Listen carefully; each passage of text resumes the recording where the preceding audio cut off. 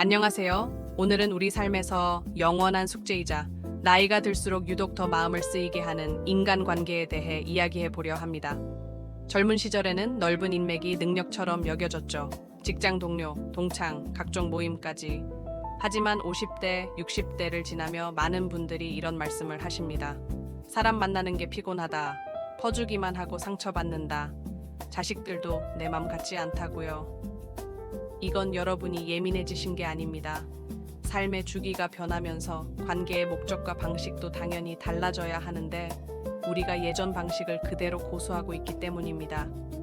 오늘 전문가의 입장에서 남은 인생을 정말 편안하고 단단하게 만들어줄 인간관계의 재건축에 대해 3가지로 명쾌하게 정리해 드리겠습니다. 첫 번째 핵심은 바로 관계의 미니멀리즘, 즉 끊어낼 용기입니다. 여러분, 집안을 한번 둘러보시겠어요?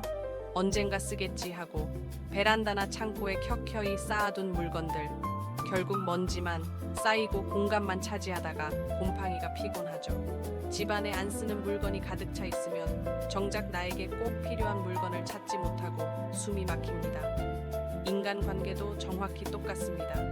우리가 젊은 시절에는 이 사람, 저 사람 넓게 알아두는 것이 나의 능력이자 자산이라고 생각했습니다. 그래서 조금 불편해도 참고 인맥을 넓히는데 애를 썼죠. 하지만 50대, 60대를 지나며 우리는 뼈저리게 깨닫게 됩니다. 내게 남은 시간과 에너지가 무한하지 않다는 것을요.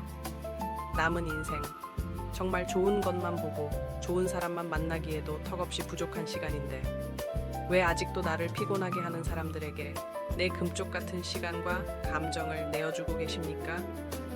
상담실에 찾아오시는 많은 시니어분들이 제게 이렇게 토로하십니다. 그래도 수십 년 알고 지낸 동창인데 미운 정, 고운 정 다 들어서 하루아침에 안 보기가 껄끄러워요. 네, 맞습니다.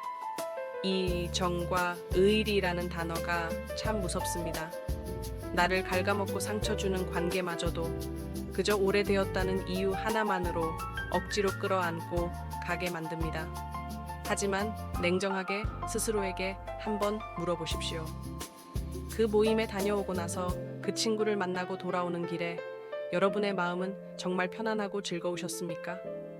혹시 만나고 오면 이유 없이 기가 빨리고 피곤해서 몸져 눕거나 자리에 누워 그때 그 말은 하지 말걸. 아까 그 친구가 한 말은 나를 무시하는 뜻인가 하며 밤잠을 설치지는 않으셨나요? 만약 그렇다면 이제는 과감하게 내 인생의 인간관계 가지치기를 하셔야 할 때입니다. 특히 다음 3가지 유형의 사람과는 서서히 하지만 확실하게 거리를 두셔야 합니다. 첫째, 만날 때마다 자기 자랑만 늘어놓고 은근히 나를 깎아내리는 사람입니다. 자식 취업한 이야기, 돈 번 이야기, 부동산 이야기를 쉴 새 없이 하면서 교묘하게 내 상황과 비교하는 사람들이 있습니다. 너는 요새 뭐 해? 나는 이번에 우리 아들이 용돈을 줘서 하며 은연중에 우월감을 느끼려는 사람들이죠. 이런 만남은 돌아오는 길에 내 삶에 대한 공허함과 초라함만 남길 뿐입니다. 진정한 친구는 서로의 처지를 공감하고 다름을 존중하지 얄팍한 비교로 상처를 주지 않습니다. 둘째, 나를 감정 쓰레기통으로 쓰는 사람입니다.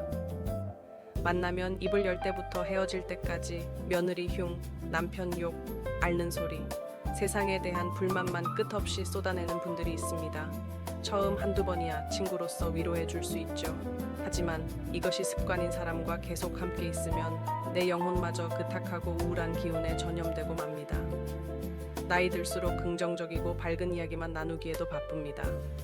남의 우울과 분노를 여러분이 억지로 대신 짊어질 의무는 어디에도 없습니다. 셋째, 예의가 없고 선을 넘는 사람입니다. 친하다는 핑계로 나의 아픈 곳을 찌르는 농담을 함부로 하거나 내 사생활에 지나치게 간섭하며 선을 넘는 사람들이 있습니다. 다 너 잘되라고 하는 소리야 라고 포장하지만 사실은 무례한 것일 뿐입니다. 나이가 들수록 인간관계의 핵심은 서로의 경계를 지켜주는 예의입니다. 존중이 빠진 관계는 폭력과 같습니다. 그렇다면 이런 사람들을 어떻게 끊어내야 할까요?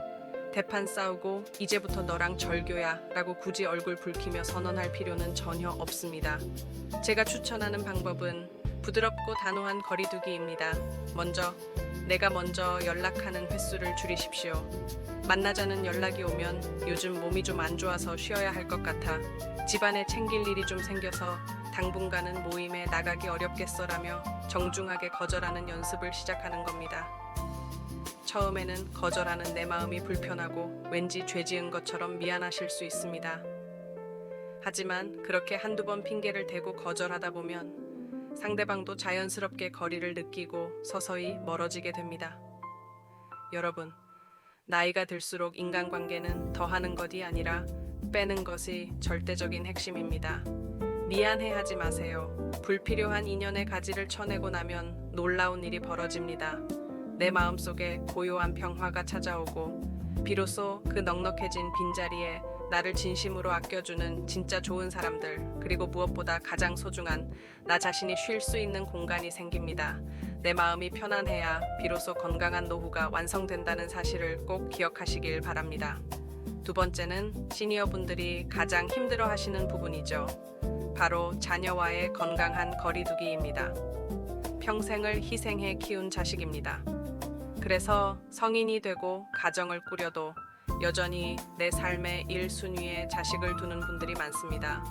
하지만 전문가로서 단호하게 말씀드립니다.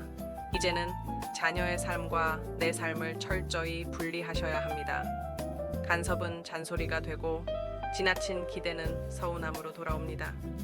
자식이 원하지 않는 조언은 거두시고 자녀가 도움을 요청할 때만 한 걸음 뒤에서 지지해주는 현명한 조력자가 되십시오. 대신 그 빈자리에 나 자신을 채워 넣으셔야 합니다.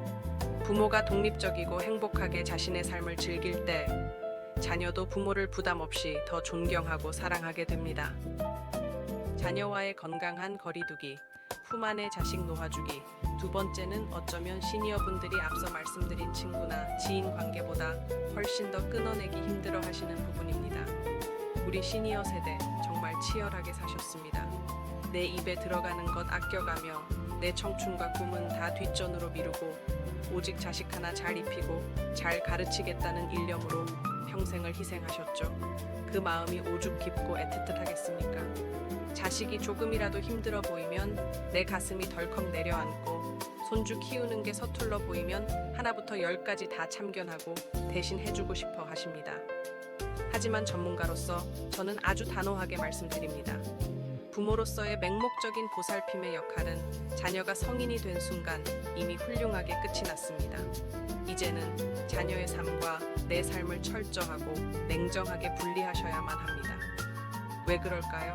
성인이 된 자녀와의 관계에서 가장 흔하게 발생하는 갈등의 뿌리는 바로 부모의 서운함과 자녀의 부담감에서 출발하기 때문입니다. 내가 너를 어떻게 키웠는데 다 너 잘 되라고, 피가 되고 살이 되라고 하는 소리인데. 부모 입장에서는 100% 사랑입니다. 하지만 독립된 인격체인 자녀에게 원하지 않는 조언과 지나친 관심은 그저 무거운 짐이자 간섭, 그리고 잔소리로 다가갈 뿐입니다. 자녀의 육아 방식이나 경제적인 문제, 심지어 부부싸움에까지 깊이 관여하려다 보면 결국 서로에게 씻을 수 없는 상처만 남기게 됩니다. 내가 준 사랑과 희생의 크기만큼 자녀가 알아주기를 바라는 그 은연중의 기대감이 결국 나를 병들게 하고 관계를 망치는 가장 큰 원인이 됩니다. 그렇다면 우리는 장성한 자녀와 어떻게 지내야 할까요? 자녀 인생의 관리자나 감독관 자리에서 과감히 내려오십시오. 그리고 한 걸음 뒤로 물러나 현명한 조력자이자 묵묵한 응원단장으로 역할을 바꾸셔야 합니다. 자식이 먼저 다가와 도움을 요청하기 전까지는 입을 꾹 다무시는 연습이 필요합니다. 지켜보다가 답답해도 그들이 스스로 부딪히고 깨지며 자기 인생의 해답을 찾아가도록 내버려 두십시오. 그것이 진짜 어른의 사랑입니다. 명절이나 생일에 연락이 뜸하다고 서운해하지 마시고 반찬을 바리바리 싸들고 예고 없이 자녀의 집 비밀번호를 누르는 일도 이제는 멈추셔야 합니다. 물리적인 거리가 확실히 확보되어야 서로를 향한 심리적인 여유와 애틋함도 생기는 법입니다. 그리고 자식에게 향해 있던 그 거대한 관심과 에너지의 화살표를 이제는 온전히 나 자신에게로 돌리십시오. 자식을 위해 비워둔 그 마음의 빈자리에 내가 평소 배우고 싶었던 취미, 가보고 싶었던 곳, 그리고 잊고 살았던 내 이름 석자를 채워 넣으셔야 합니다. 자녀들은 언제 가장 부모를 존경하고 편안하게 느끼는지 아십니까? 부모가 자신들에게 목매지 않고 독립적이고 건강하게 당신들의 인생을 맘껏 즐기실 때입니다. 자녀에게 심리적인 짐이 되지 않는 가장 완벽한 방법은 부모인 내가 먼저 내 삶의 주인이 되어 눈부시게 행복해지는 것입니다. 품 안의 자식을 과감히 놓아주세요. 그래야 두 사람 모두 진짜 어른 대 어른으로서 새롭게 그리고 더 깊이 사랑할 수 있습니다. 마지막 세 번째는 남은 인생의 질을 완벽하게 좌우할 가장 중요한 삶의 태도입니다. 바로 고독을 긍정하고 느슨한 연대를 맺는 것입니다. 상담실에 찾아오시는 많은 시니어분들이 제게 가장 많이 토로하시는 고민 중 하나가 혼자 있는 게 너무 무섭고 적막하다는 것입니다. 그럴 수밖에 없습니다. 우리 시니어 세대는 평생을 우리라는 끈끈한 공동체 문화 속에서 살아왔습니다. 북적거리는 직장 조직 안에서 혹은 가족들 틈바구니에서 누군가를 챙기고 부대끼며 치열하게 하루하루를 보내셨죠. 그래서 퇴직을 통해 사회적 명함과 소속감이 사라지거나 자녀들이 모두 출가하고 난 뒤 빈집에 덩그러니 혼자 남겨지면 마치 세상이라는 거대한 무대에서 나 홀로 조명 밖으로 밀려난 것 같은 극심한 공허함과 불안감을 느끼시곤 합니다. 아침에 눈을 뜨면 딱히 갈 곳이 없고 먼저 나를 찾아주는 사람이 없다는 사실이 가슴을 답답하게 짓누르는 것이죠. 하지만 여러분, 심리 전문가로서 꼭 당부드리고 싶습니다. 외로움과 고독은 완전히 다른 말입니다. 타인에게 의존해서 내 텅 빈 마음을 채우려다 뜻대로 되지 않아 겪는 고통스럽고 수동적인 감정이 외로움이라면 나 자신과 온전히 마주하며 내면을 단단하고 풍요롭게 채워나가는 능동적인 시간은 기품 있는 고독입니다. 이제는 혼자 있는 시간을 처량하게 여기거나 억지로 견뎌야 하는 형벌로 생각하지 마십시오. 오히려 그 고독을 기꺼이 환영하고 즐길 줄 아는 진짜 어른이 되셔야 합니다. 생각해 보십시오. 젊은 시절에는 먹고 사느라, 애들 뒷바라지 하느라 나 자신과 조용히 대화할 시간이 단 10분이라도 있었습니까? 인생을 훌륭히 살아낸 지금에야 비로소 온전히 나만을 위한 귀중한 시간이 주어진 것입니다. 누구의 눈치도 보지 않고 아침 햇살을 맞으며 조용히 동네를 산책하고 내가 좋아하는 음악을 틀어놓고 따뜻한 차 한 잔을 음미하며 미뤄뒀던 책장을 넘기는 고요한 즐거움을 찾아보세요. 거창한 취미가 아니어도 좋습니다.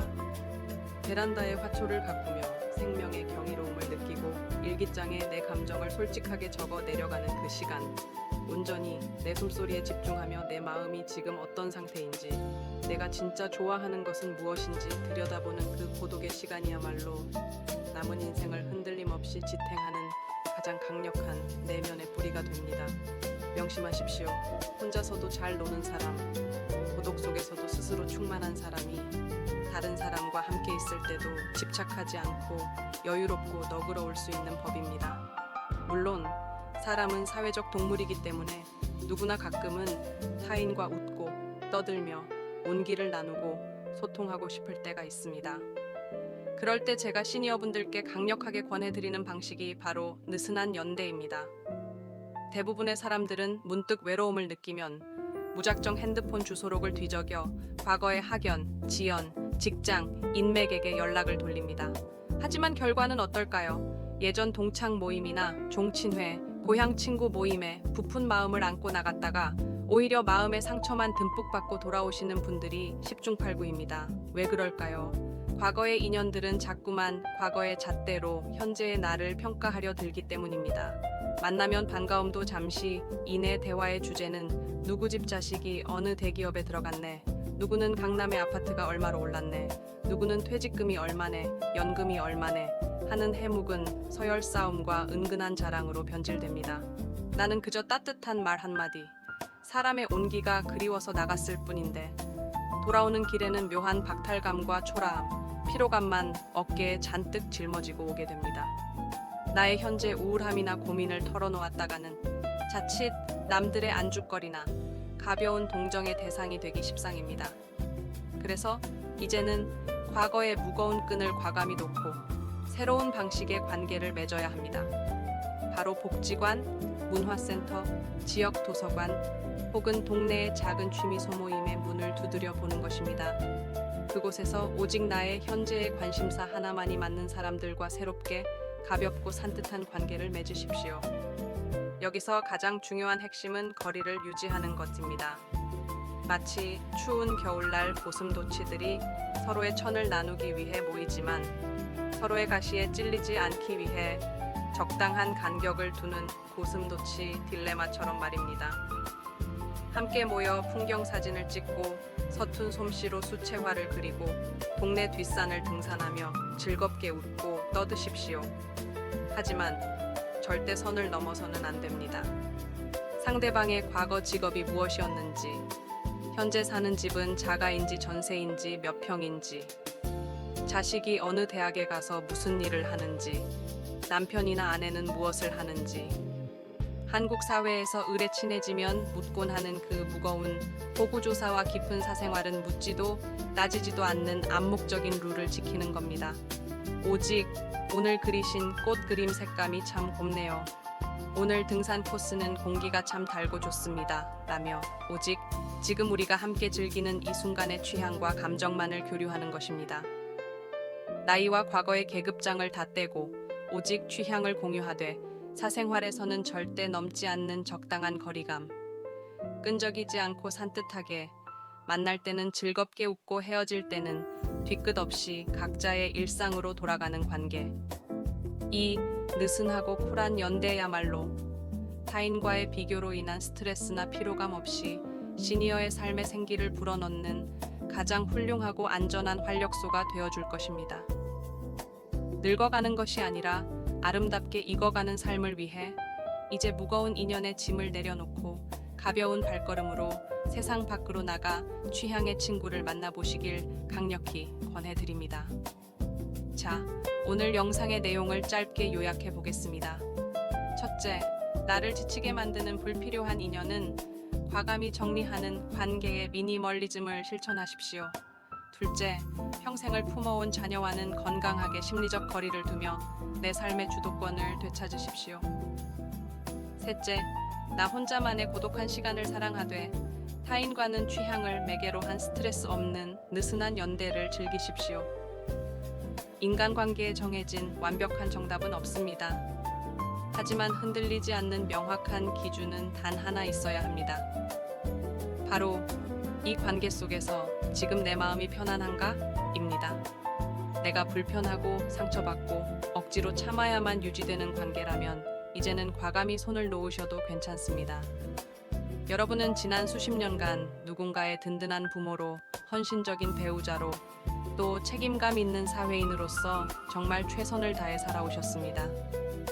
남은 인생만큼은 부디 남의 눈치 보지 말고 다른 누구도 아닌 바로 나 자신을 세상에서 가장 귀한 손님처럼 대접하며 사셨으면 좋겠습니다.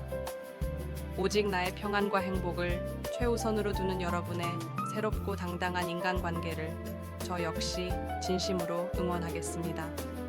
오늘 준비한 영상이 여러분의 무거운 마음을 조금이나마 가볍게 해드렸다면 구독과 좋아요 꼭 부탁드립니다. 아울러 여러분은 최근 어떤 사람 때문에 혹은 어떤 관계 때문에 가장 소가리를 하고 계신가요? 편안하게 댓글로 여러분의 고민을 남겨주시면 다음 영상에서 그 사연들을 바탕으로 더 명쾌하고 깊이 있는 해결책을 나누어 보겠습니다. 끝까지 시청해주셔서 감사합니다.